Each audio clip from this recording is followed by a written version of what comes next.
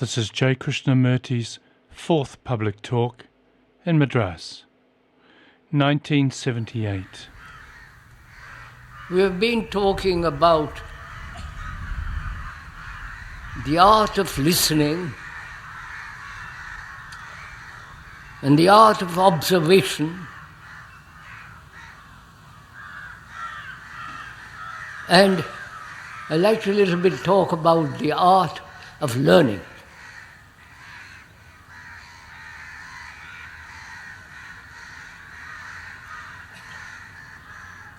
We said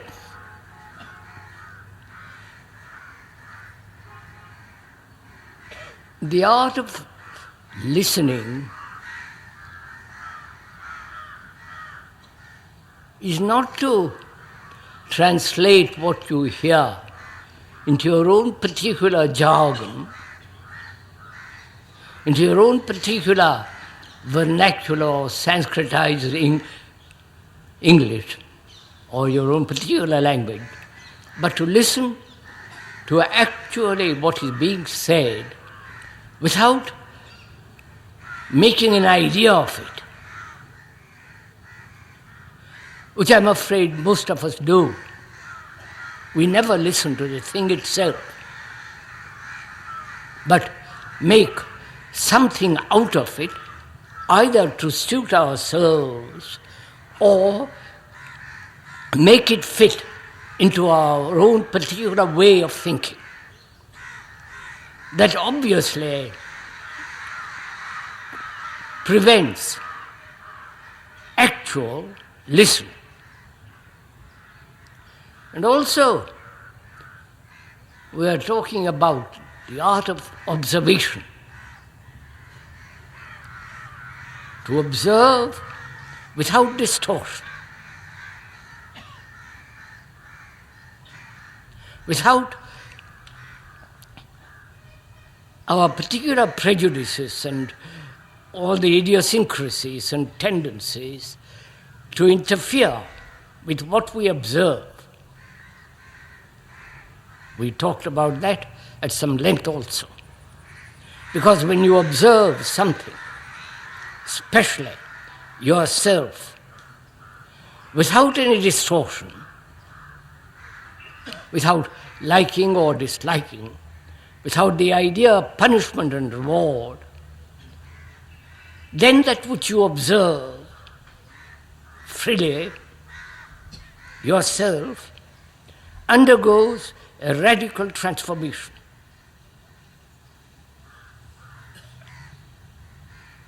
I do not know if you have experimented with it, if you have tested it, or you're merely listening to a talk just as you would listen to other talks. Probably you're all professional listeners. So it becomes rather difficult when we are talking about serious matters that you are not testing it in your own daily life, that you're not going into it fully and deeply to find out if what the speaker is saying true or false. And the art of learning. I think this is rather important, and perhaps for some of you it's rather new. For most of us, learning implies, doesn't it, memorizing. Storing away what you have heard or what you have learned. Stored away in the brain and trot it out when it is necessary. That's what we call learning. From school days through university, if you are lucky enough to go through university, and so on. That is, gather information, store it up as knowledge, and act either skillfully or not skillfully according to that knowledge. This is what we call learning. Isn't that so? I'm not saying it's something extraordinary. That all of us function in our daily life from stored up memories, knowledge, either very, very skillfully or not at all. I think there is another way of learning.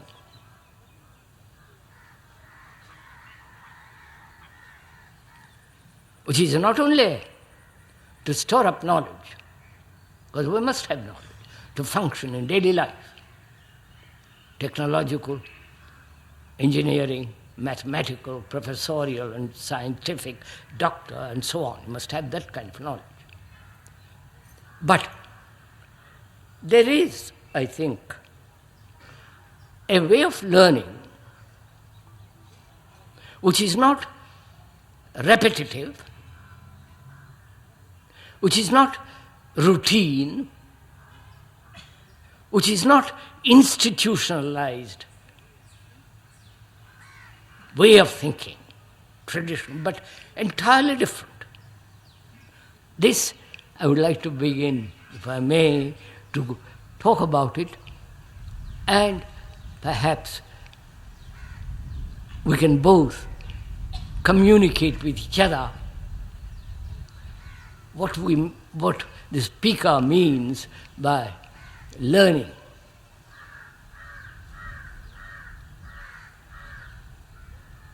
That is, to learn, apart from acquiring knowledge and storing it up and acting according to that,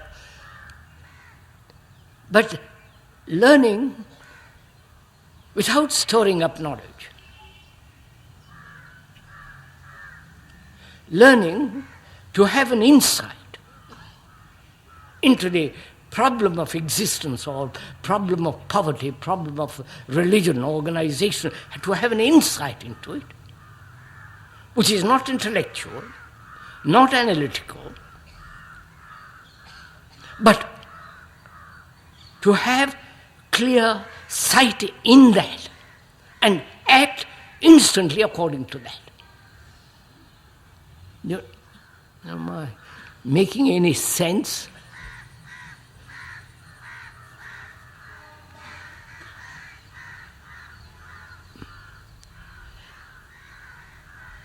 Please help me to communicate to you what I'm thinking about or feeling. Don't just go off to sleep. Just help me to convey this to each other. I think this is very important because to us, skill, the capacity, has become extraordinarily important because it encourages the self, the me. Right? The greater the skill, the greater power, greater position, greater influence and all the rest of it, which is essentially the expression of the me, the self. Ultimately, selfishness. It encourages deep-rooted selfishness. And if one is in search of what is true, the truth, then one must be free of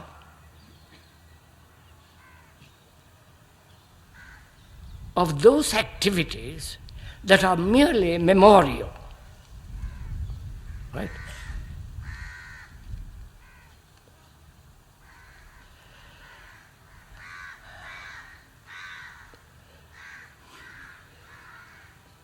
To have an insight into, say, tradition, to have an insight into it. Not learn all about tradition, all the arguments against or for tradition, but to have a deep insight into the whole nature and the structure of tradition, how it acts, what are its dangers, and so on, to have immediate insight into it and acting from that insight. So that you are acting without calculation, without personal demands, without personal prejudices and so on. You have got an insight into something that is true and acting from that. Then it is ultimate skill, in which does not build up the self. Am I conveying something? Are we meeting each other this? So there is a way of learning which is not only the storing of memory, but also freedom from the repetitive activity which memory cultivates. So, when the speaker makes a statement, as I'm going to make it now, that the ending of sorrow is the beginning of wisdom.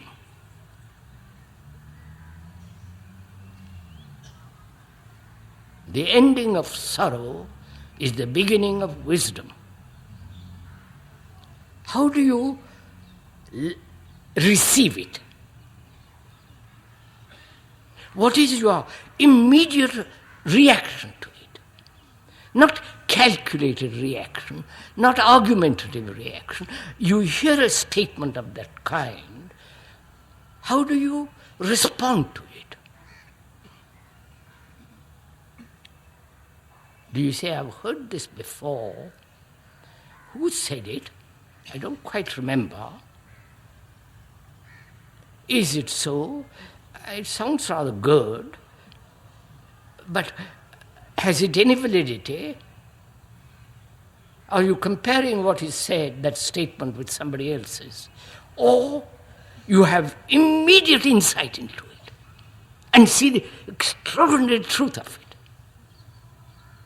And therefore, the perception of that is a total action, not a fragmented action. Am I conveying this? So, we are saying that there is a way of learning which is having insight. When one has an insight, it is not remembered. Each new insight is something fresh.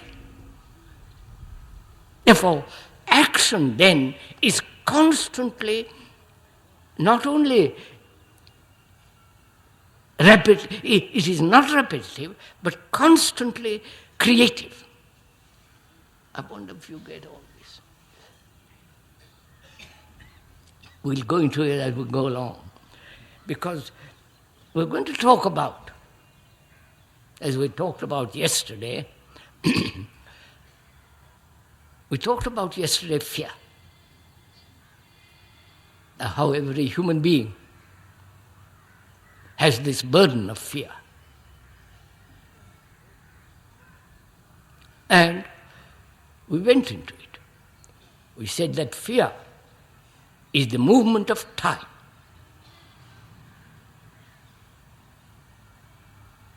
Just listen to it.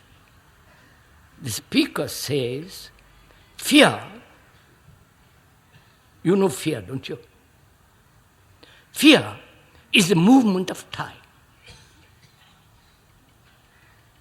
Now, how do you receive it, share it? What is your response to it? Is it a response of insight and therefore total comprehension of it? Or is it a fragmentary approach? You understand what am I making myself clear somewhat?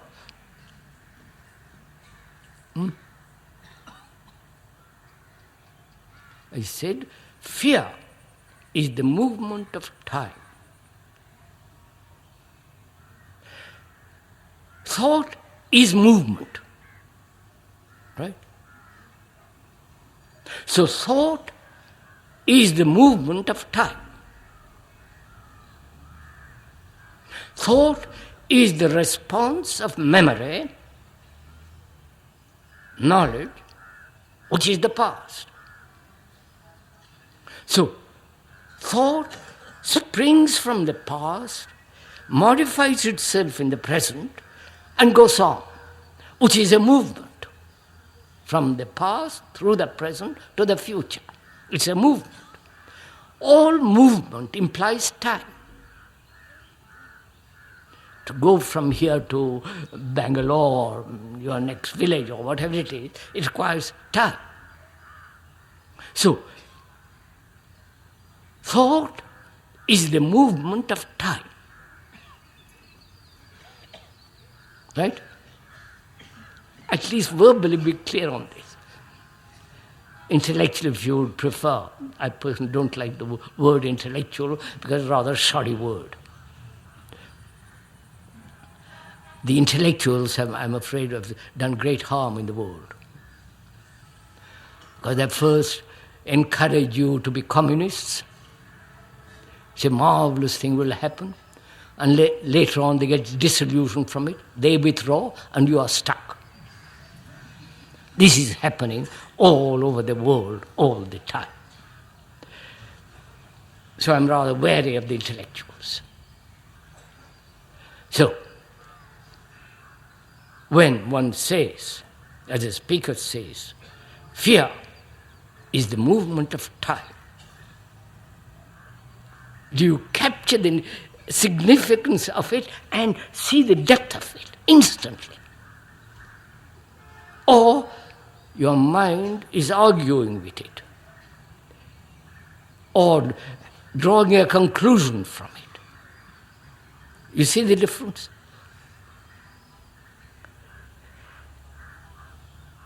So we ought to go into the question a little bit of what is time.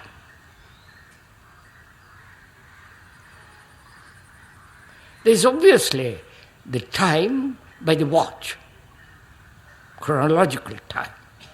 There is time by the rising of the sun and setting of the sun. Time as tomorrow, where you are going to do something. Time as yesterday, time as future. Right? That's simple. Now we are questioning, please listen, if there is psychological time at all. You understand my question? Psychologically, we think we have time. When you say, I will be good, I will achieve a state of mind when I will have peace. I will become the Prime Minister. I will become the executive top dog. So, that is a movement of time. Right? Physically, there is the movement of time. And we are questioning whether there is psychological time at all. Do you understand my question? I make my question clear at least. Do say yes or no. Question, not the answer, not the explanation, which I am going to go into, but the question itself. Now, it matters very much how you approach a question. Perhaps in the very question is the answer. So it matters very much how you come to question, and how you approach the answer. Right? Now, how are you approaching this question? That is there psychological time at all? That is, I will become something. Right? That is time. I am violent, but I will not be violent. That is in the future.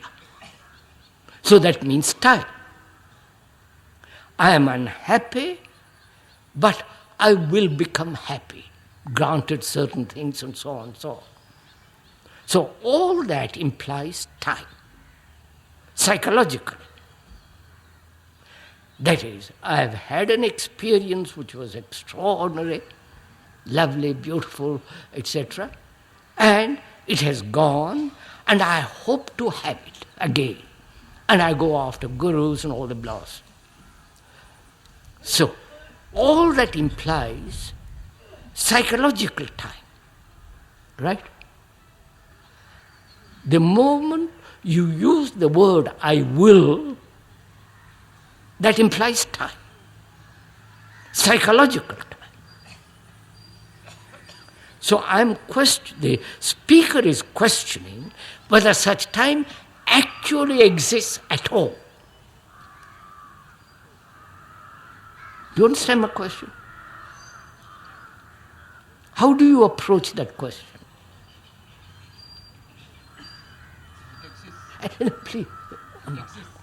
Please, sir, just listen to, don't question. We are going to have a discussion here day after tomorrow under the trees in the morning, so you can bombard me with questions there. But I'm asking you, how do you approach this question? Please listen to it. Learn from it. The question is, first of all, why do you put such a question? I'm putting it. Probably you've never put it. I'm putting it. And you will ask me, why do you put such a question?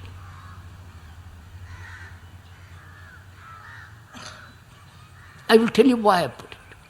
I question the whole evolutionary psychological process altogether. Do you understand? That is, biologically, we can't grow a fourth arm or a second head. Man's biological evolution is come to the highest possible, physically. That has taken millennia. And we may be under that misapprehension that psychologically it is the same. You understand? Inwardly, we'll make progress. Eventually reaching enlightenment, God, whatever you like to call it. Now the speaker says, such time doesn't exist at all. You understand? So I put this question to you, and how do you approach it? Obviously, if you are articulate, and I hope you are, you would say, I doubt it. Because if you say there is no time at all psychologically, then I have no hope. You understand the question? That's why I want you to find out how you approach it. The speaker is denying all hope.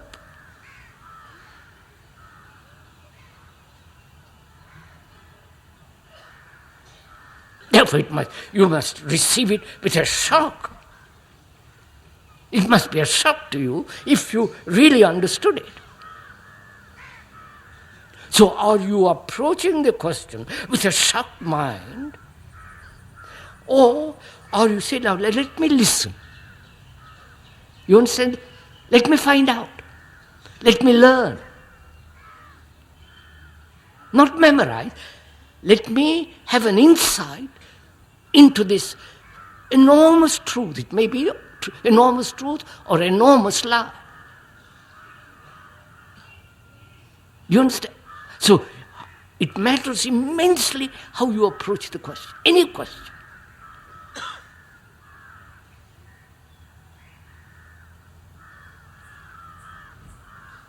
Because in the very question itself and the approach is the answer. And I'm going to go into it.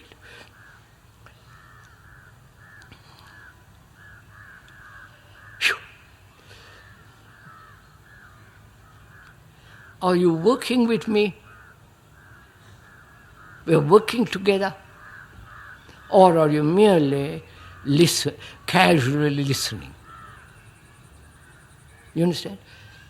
Are you plowing all the time and never sowing? Or you are plowing and sowing together? You understand? Which is it you're doing? Sowing means action in daily life, right? But if you all the time plow, which you would probably do intellectually, argumentatively, traditionally, then you never sow. So what is it that you're doing? Sorry to put so many questions to you. So,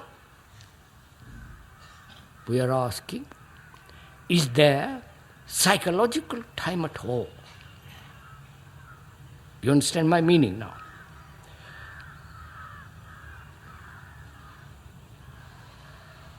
Or is there only fact, the actual, and therefore no future to the actual? I wonder if you see that.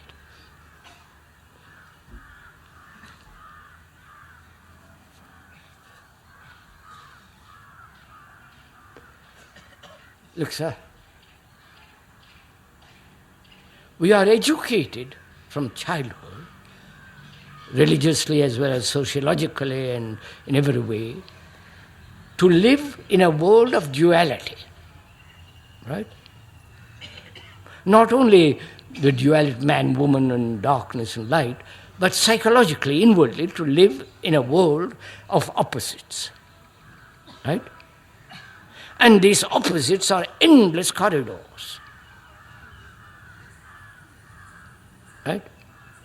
Now the speaker is questioning whether there is an opposite at all. Though all your sacred books say there is an opposite, Advaita, Vaida, I don't know, forgive me, I don't know all the names of it. So, you have been educated. And the questioner says, and the speaker says, there is no opposite.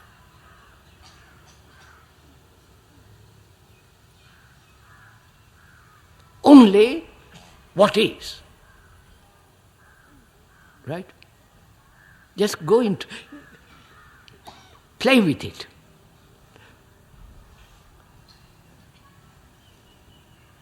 The opposite of violence is non-violence, right? But non-violence is not factual, is not actual, but violence is actual, right? Oh my Lordy, are we meeting each other somewhere? So, the opposite is the invention of thought, because it doesn't know how to deal with what is. I wonder if you understand this.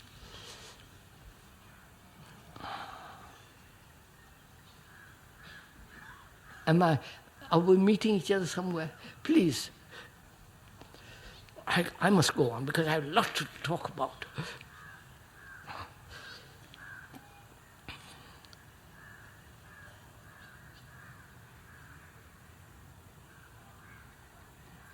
Is there an opposite to hate?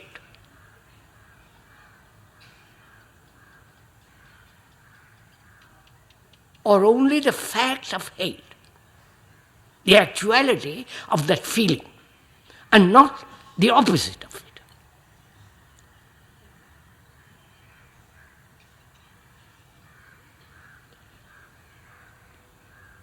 For most people, the opposite exists. And I'm saying, why does it exist? Why is there the opposite of hate? Call it love, call it goodness, whatever. Why?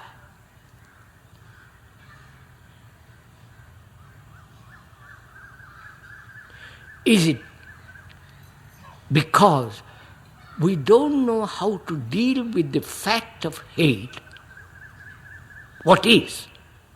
And so we think by having an opposite to it, it will help us to get rid of hate. Having an ideal which is non-factual, non-actual, we hope will help us to get rid of that which is. Right? I wonder if you understand. This is simple enough. So, we have invented the opposite. But the fact is, what is? When you are concerned only with what is, there is no opposite. There is no conflict with the opposite. Right? So, we are inquiring into whether there is time psychologically at all, which means, is there an opposite of what is now? You understand?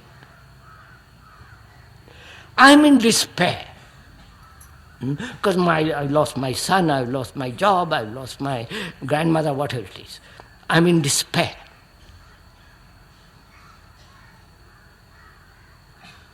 And I don't know how to solve this thing. Right? I'm in despair, I cry, I'm miserable, unhappy. And you come along, tell me, look, old boy, you have to go through it and come out of it, you'll be happy. It's an experience, it is a lesson, it is your responsibility, whatever, you give me all the explanations. Which is what? You are giving me hope. So, out of my desperation, you help me to escape from it and give me a hope. Now, giving me hope is psychological time. Right? So the speaker said, such time doesn't exist at all. You have to deal with the fact of desperation. Right? Not try to achieve a state in which there is no desperation. God. So, psychologically, there is no evolution.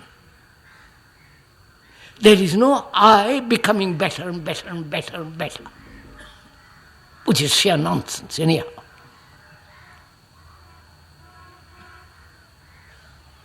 So,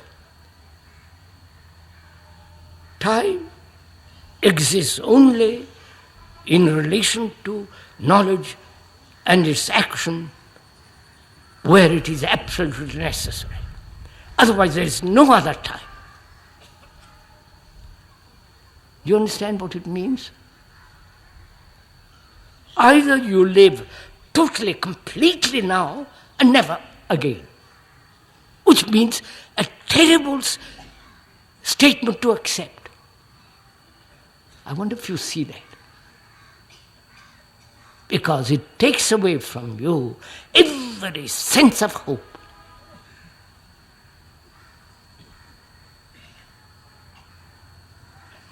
Which means you have to face actually what is.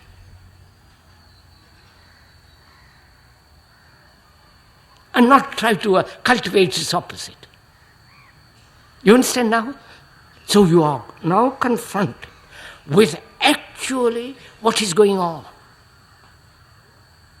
And as I said, if you can observe it without any distortion, if I can observe my despair without any distortion, that means without any hope, without wanting to transform it, with wanting to run away from it, suppress it, but actually observe as though through a microscope, without any conclusion, direction, just to observe. And that very observation transforms my desperation. I wonder if you get it. Will you test it out? Will you? And not go off into the opposite. Because your whole habit, tradition is to go off into the opposite. So when you realize that, psychological time has no, it doesn't come in at all. So, we say, fear is the movement of time. And time has a stop. This is again, how do you receive such a statement? You understand my... Is this all too much for an evening? I must go on because I want to tell you so many things. Learn from each other. And now we must go into the question of the other side of the coin of fear is pleasure. Right? Do you want to go into it?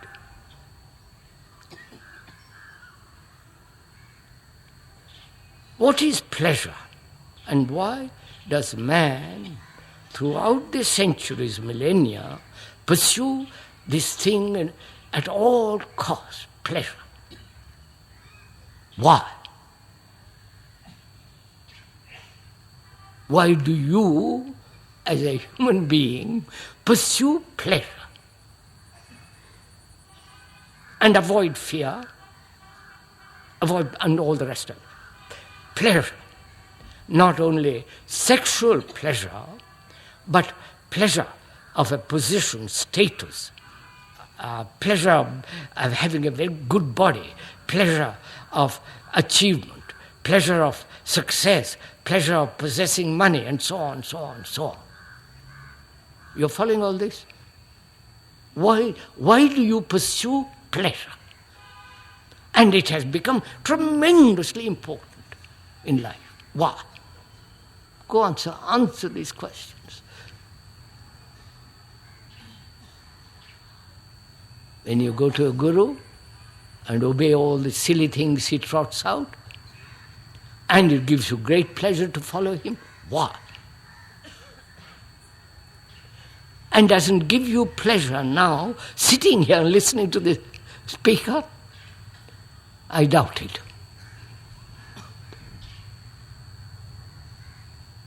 So I'm asking, as it is the other side of the coin, the whole pursuit of pleasure. What is pleasure?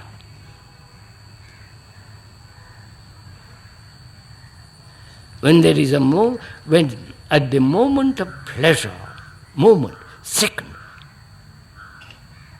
there is no idea or thought of pursuing pleasure, right? It's only after the event. Whether the event be sexual, event be seeing the beauty of a sunset, or seeing the sheet of water with the light on it, reading a phrase and seeing the beauty of the phrase and the pleasure of that phrase, dozen ways we seek pleasure. What is pleasure? And why has man, you, who are the representative of all humanity, why have you made pleasure as the greatest thing in life?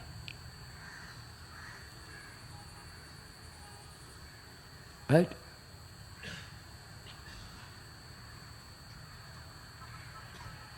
Why has sex, I hope you don't mind talking about it a little bit, why has sex become extraordinarily important? The pleasure of it, the remembrance of it, the cultivation of it, the attraction towards it. Why has love been attached to that act, sex? So, I'm asking you, is love pleasure?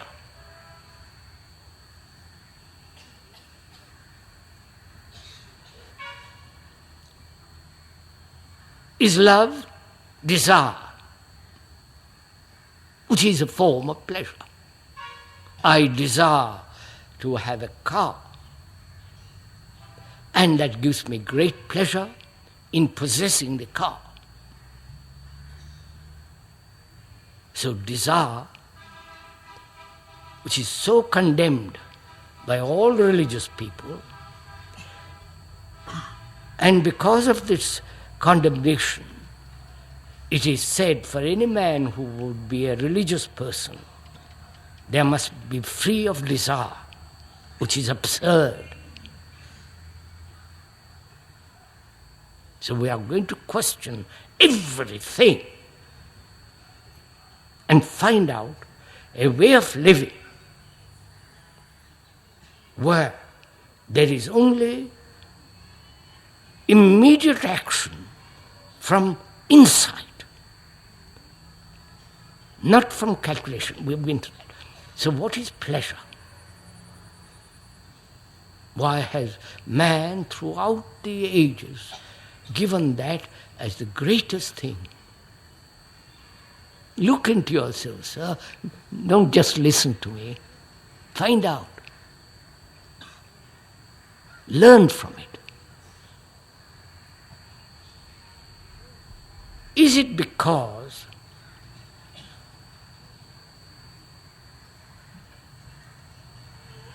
senses, sensory perception, sensory activity is much more important than clarity? You understand my question? Oh my God, must I explain every question? So we are, to our senses, taste, smell and all the rest of it, gives us such tremendous satisfaction. Right? So is it pleasure, a form of deep satisfaction, and therefore the cultivation of desire and pleasure, which has nothing whatsoever to do with love? You follow what I'm asking? I wonder if you understand. So I'm asking you, if you are thinking at all, following what the speaker is saying, is love desire? Is love pleasure? If it is not, then either love has tremendous significance or pleasure dominates that. You're following all this? Which is in your heart, if you are honest, look at yourself, which is the most important thing to you? Not love, because you don't know anything about it. I question whether in India they know anything about love. They know a great deal of pleasure, great deal of devotion, reverence, which is a form of self-worship. Right? And since you have given pleasure such a tremendous importance, why has the mind, the brain, given such significance to pleasure? Come on, sirs. You understand? The pleasure of having had an extraordinary experience last week, and I have lost it, and I must have it.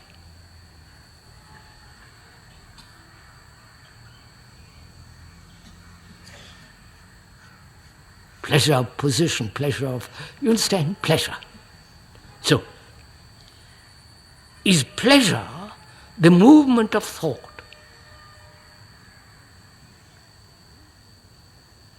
Right?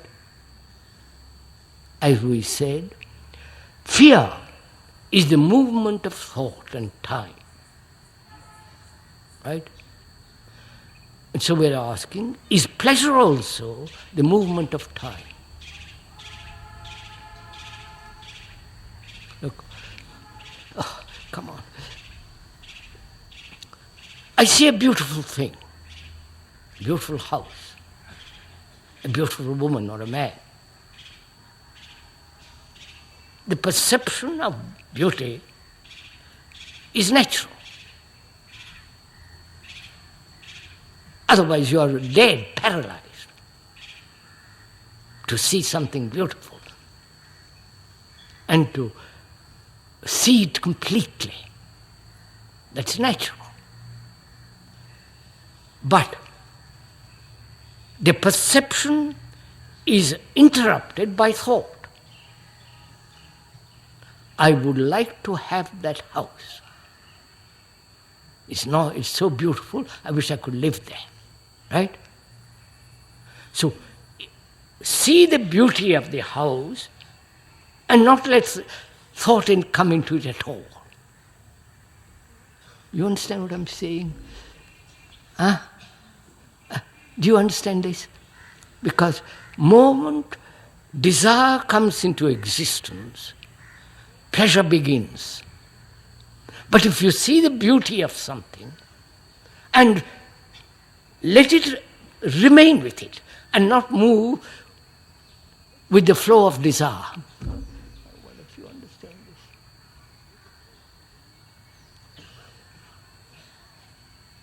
So can you look at a car, really good car? They don't exist in India, but it's a monopoly here in this country, therefore they play havoc with it. A really good car with beautiful lines. Look at it, because it's natural to look at that car, the lines, all the rest of it. To look at it and not let thought say, how beautiful, I wish I could drive it. I wish I could be in it, own it, and drive it. You understand? Then begins the pleasure. You understand what I'm saying? Let me put it the other way. I see a beautiful sunset. Lovely. With all the colors of the evening. The extraordinary sense of light and gaiety and beauty and strength. To look at it, enjoy it, look at it, and end it. Not say, I must remember it, and I wish I could have more of it. I'll come back tomorrow and look at it. Which is the perception translated into action of tomorrow, which is the cultivation of pleasure. I wonder if you see that. So to look at something completely, end it. And not carry it over. You understand? The carrying it over is the pleasure. Right? This requires a great sense of attention, and that attention itself brings its own discipline. not the discipline imposed. Right. So, we are saying fear is the movement of time. So, pleasure is a movement of an event which is over and demanding that event, which is always pleasurable, to continue. Whereas if you can look, if that pleasure can end, there is no continuity, and therefore there is no pursuit of pleasure. You understand this? So, next thing is,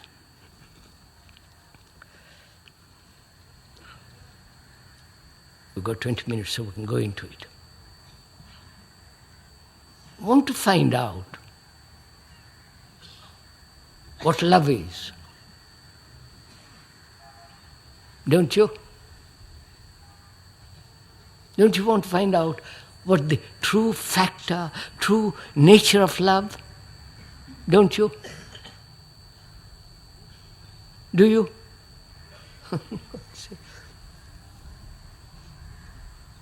Now we'll go into it.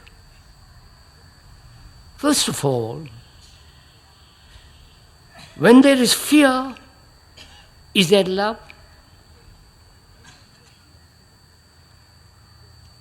When there is pleasure and a pursuit of pleasure, is there love? When there is attachment, I am attached to my wife, I am attached to my husband. Attached, is that love? Answer, find out. You are attached to your wife. Why? What is attachment?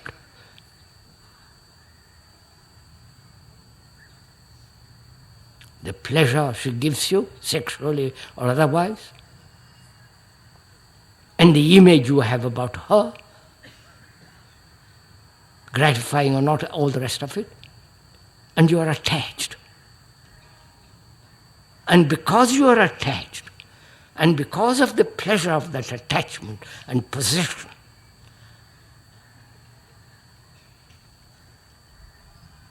there begins the act of cruelty. The cruelty of jealousy. Right? The cruelty of anxiety, fear, hatred. Right? You know all this, don't you? Now, so I'm asking, is attachment love? If you are not attached, would that be love?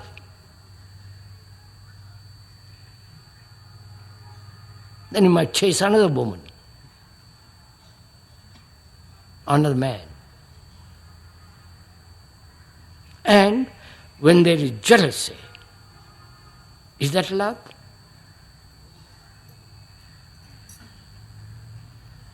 And to come upon that extraordinary state and the nature of it, the beauty of it, obviously, fear, the movement of pleasure, which is remembrance, attachment, jealousy, all that must completely end. Will you do that? Or you say, yes, quite right. It's a marvelous idea. I agree with you. And so you live in a world of words. And apparently, because you live in the world of words, you are starved, decayed, because you have no love. Right? Would that be an accurate statement? Right? Look at yourself, sir, and find out whether you love any human being, whether you love any stray dog,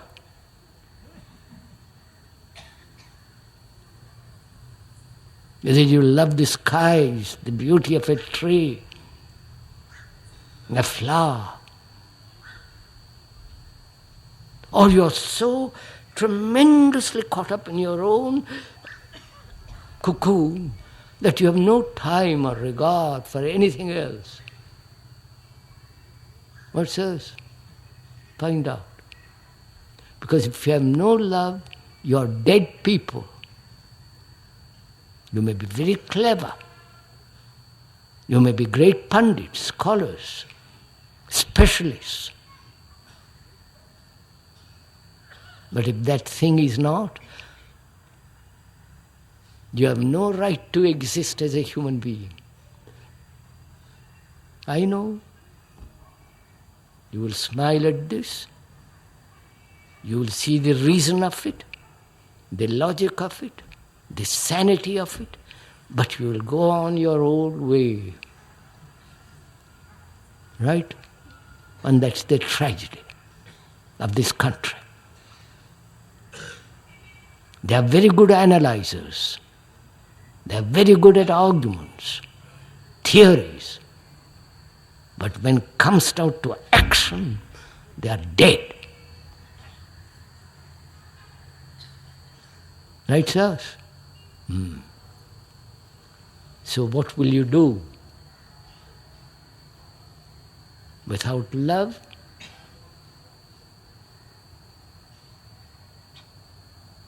if you have love, then you can do what you will.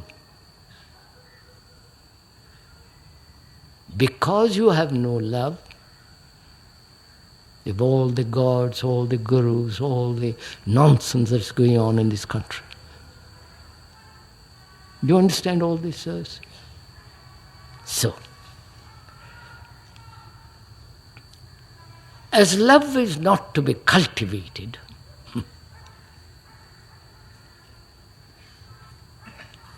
it's not something that you plant and water it and let it grow with care. As it's not to be something to be argued, discussed about, which means, is it possible for the mind, for the brain, to be free of the word? You understand? The word, not love, the word love, I don't mean that. Word. Is it possible for the brain not to function always with words?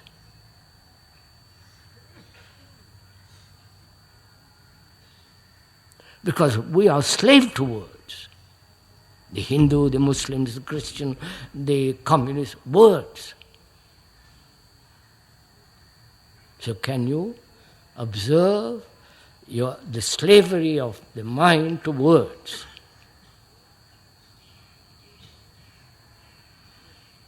And the word is not the thing. Right? The word love is not love.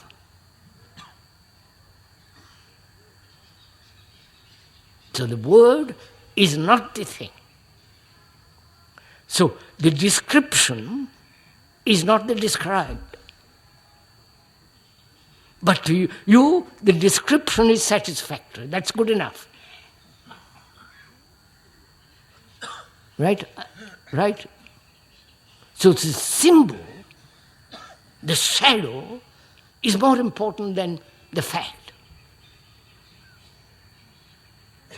So, how will you, as a human being, please listen, sirs, how will you, as a human being, have this thing, this perfume? How will you come by it? You have suffered enough, right? Humanity has gone through hell. tremendous wars, tremendous agony. Apparently that has not brought this thing.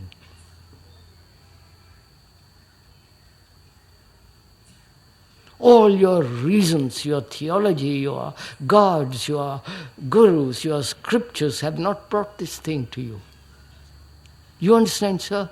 Do listen to me, for God's sake, listen.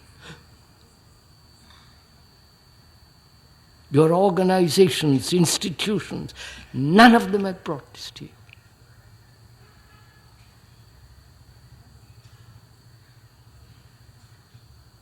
So how will this happen, this miracle? Nobody can give it to you. Right, sir? You can't buy it. The gods that you have won't give it to you. The gods that you have are created by your mind, by your thought, by your hand. So thought won't give it to you. All your reason won't give it to you. All your selfish activities won't give it to you. Right? Your position, your authority, your status, nothing will give it to you. But you must have it. So what will you do?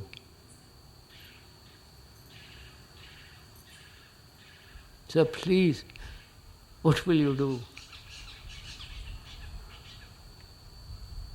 I will tell you.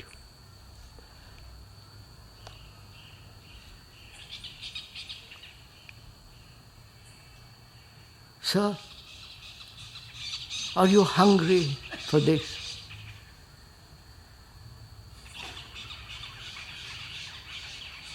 Do you abandon yourself to have this? You understand what I mean? Abandon.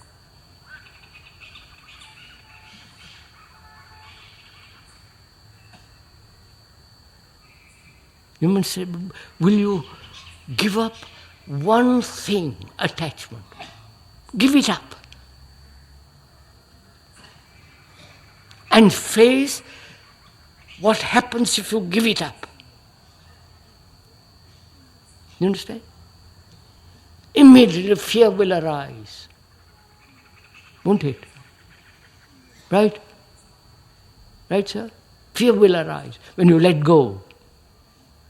Then face it. Don't escape from it. Be with it. Understand it. Go into it. So in the same way,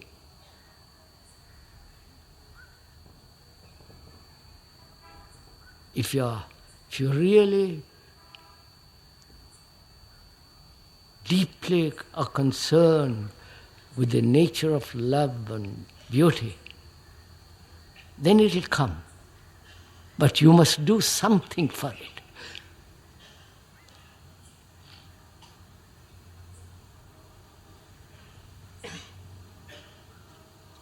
See, unfortunately,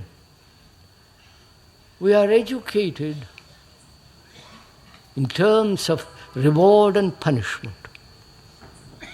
Right? That's our outlook on life. A merchant outlook, commercial outlook. I'll give you something, give me something in return. That's why you go to the temples.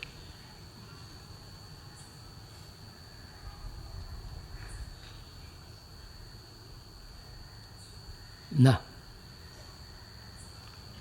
as you cannot buy love, reward and punishment, can you naturally, easily, happily let go your particular form of pleasure, knowing pleasure is not love? You understand, sir? Okay, will you do it?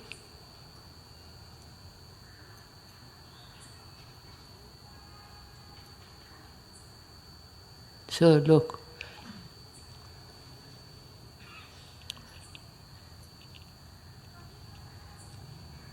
If you have no love, there is no possibility of meditation.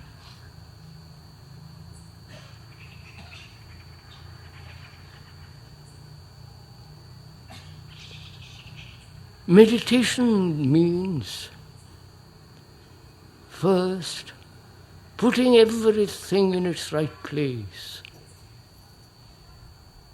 So the mind, the brain is free. You understand?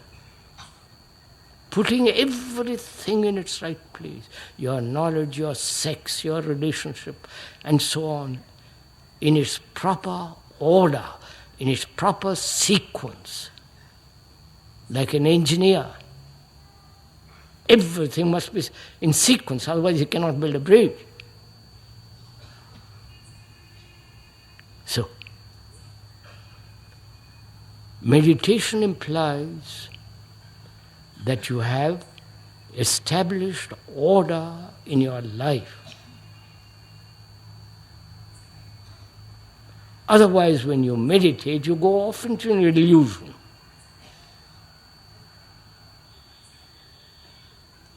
And it may be a very exciting illusion. And one of the things in meditation, there comes this desire for power. You understand? Desire to various form of occult processes. You know, there is a whole group of people practicing levitation, right? It's much simpler to take a lift.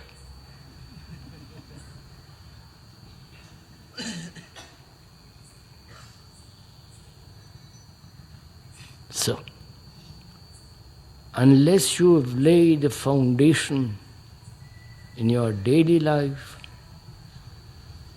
the foundation is order. And out of this order, please, comes love. Not out of your chaos, confusion. Not the giving such tremendous importance to sex, to pleasure. Sex has its place, pleasure has its place. But when that becomes supreme, you have chased away love. Right, sirs?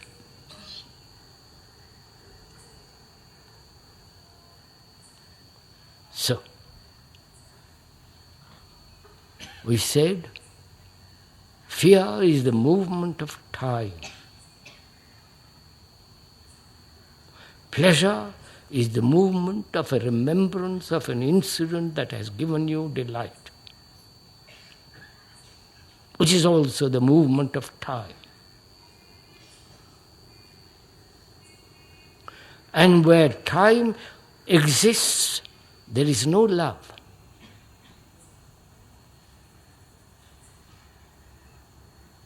Time being, I will become something.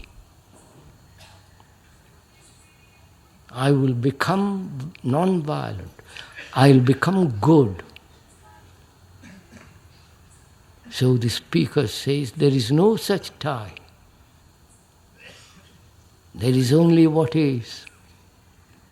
Understand, observe what is, and what is then undergoes tremendous change. But you must observe it without any distortion, which means you observe it with care, with love.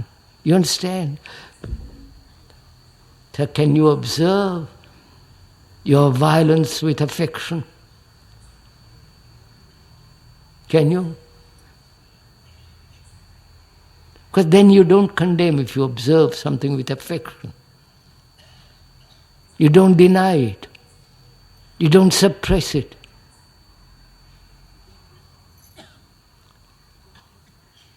So, from the beginning of this talk, I said there are the art of listening, the art of observing, seeing, the art of learning. Art means to put everything in life, in our daily life, in its right place. Then when you have put everything in its right place, order comes. Order in your daily life. Then, when there is order, the mind then is free. Right? And only when the mind, which is mind, the word mind we are saying, is both the activity of the brain, the content of our consciousness, which is consciousness, and all that is the mind.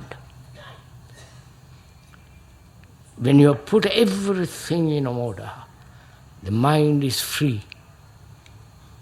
And it's only a mind that is free, has that extraordinary quality of love. So we'll talk about what is implied into this question of what is sorrow, whether there is an ending to sorrow, and what it means to die. All this is part of meditation.